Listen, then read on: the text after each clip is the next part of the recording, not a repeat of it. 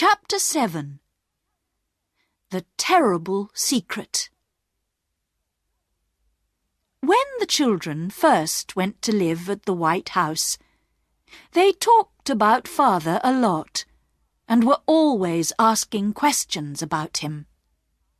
But as time passed, their questions seemed to make Mother unhappy, so they stopped asking them. But they never forgot him. Bobby thought about Father often. She knew her mother was unhappy, and she worried a lot about that. And why was Father away for so long? Was there something that Mother wasn't telling them? The answer came on the day she went to the station to fetch the magazines. They were old magazines, which people left on trains or in the waiting room. Perks said the children could have them to read. And one day Bobby went to fetch them. "I'll just put some newspaper round them to keep them together," said Perks, and he took an old newspaper from the heap. The magazines were heavy, and Bobby stopped to rest on the way home. She sat on the grass and dropped them beside her. As she did this, she looked at the newspaper and read some of the words on the page. And it was like a terrible dream. She never remembered how she got home, but she went to her room and locked the door. Then she took the newspaper off the magazines and looked at it again. The words seemed to jump at her. 5 years in prison for spy. And the name of the spy was the name of her father. Bobby was very quiet at tea time. "Is anything wrong?" Mother asked her. "I'm all right," said Bobby. But after tea, Mother went up to Bobby's room. "What's the matter?" she wanted to know. For an answer, Bobby took the newspaper from under her bed and showed it to her mother. "Oh, Bobby," cried Mother.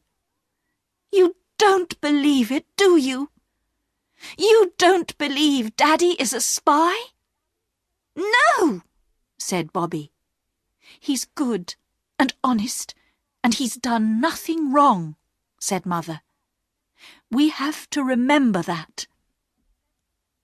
"What happened?" asked Bobby. "You remember the 2 men who came to see Daddy at the old house, don't you?" said Mother. "They said he was a spy, and that he'd sold government secrets to another country. There were some letters in Daddy's desk at his office. When the police saw them, they were sure Daddy was a spy." "But how did the letters get into his desk?" asked Bobby. "Somebody put them there," said Mother. "And that person is the real spy." "Who?" said Bobby. "Who put the letters there?" "I don't know," said Mother.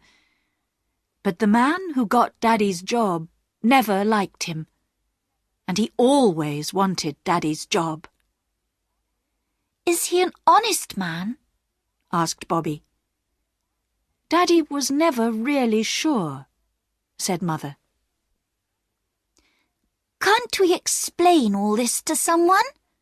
said Bobby. "I've tried, but nobody will listen," said Mother sadly.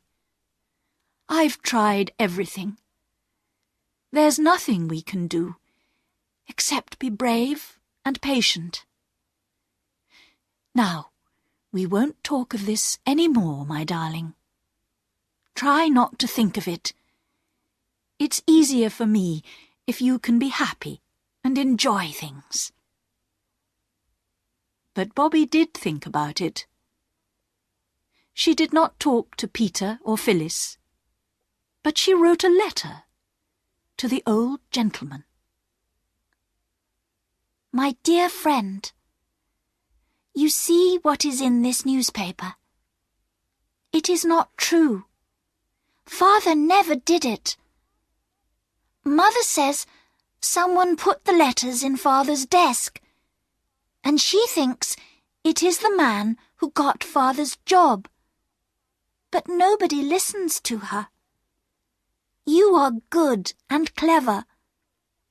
Can you find out the name of the real spy? It is not Father.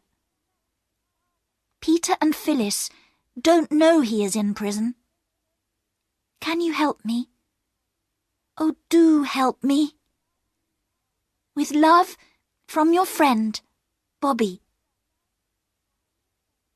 She put the page of the newspaper with her letter and took it to the station. Bobby asked the station master to give it to the old gentleman the next morning. Now she could only wait and see what happened.